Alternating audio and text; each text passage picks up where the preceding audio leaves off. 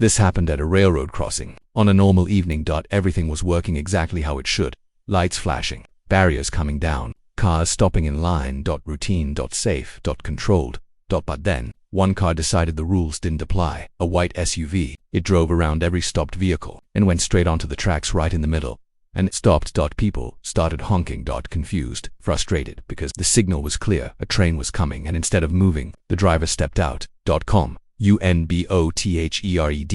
Like nothing was wrong. She stood there, on the tracks, talking on her phone, ignoring everything. That's when I saw her, because I was the one driving the train. From the cab, everything looked normal at first, until it didn't. The crossing ahead was blocked. I hit the horn immediately. Loud, sharp, impossible to ignore. That wasn't a suggestion, that was a warning. But she didn't panic, she didn't run, she just looked up, annoyed, like I was the problem. Then slowly, she started walking back to her SUV. No urgency. No fear. Meanwhile, I was already braking. Full force.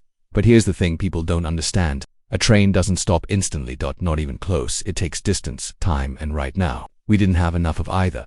The horn kept blasting, the engine shaking, the distance closing. Fast. At the last possible second, she got back in the SUV and moved it off the tracks. Barely, but train roared past the crossing, wind rushing, metal screaming, just feet away from where she had been standing, and she just stood there afterward, like it was no big deal, like nothing had happened. But for me, that wasn't something you ignore, so I slowed the train down and brought it to a stop.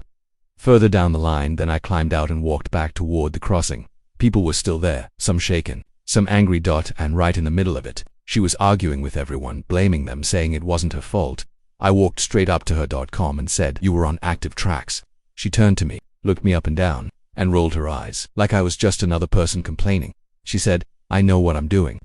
That was the moment, because she didn't, not even close. A few minutes later, police arrived, lights flashing. Scene controlled. They spoke to everyone, then came to me. And I explained everything, clear, simple, direct. They nodded, and then turned to her.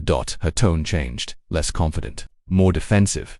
But the facts didn't change. She had blocked an active railroad crossing, ignored signals, and created a dangerous situation right in front of dozens of people. This time, there was no arguing her way out. No attitude that could fix it. Just consequences. She went quiet completely, and for the first time, she actually understood. I didn't stay long. I turned around, walked back to the locomotive, and climbed back in. Because the job doesn't stop. The train moved again, steady, powerful, back on schedule, and the crossing, it went back to normal. Like it always does. But some lessons don't come quietly. Some come loud. Fast. And impossible to ignore. If you enjoyed this story, hit like, subscribe for more real HOA drama, and tell me, where are you watching from?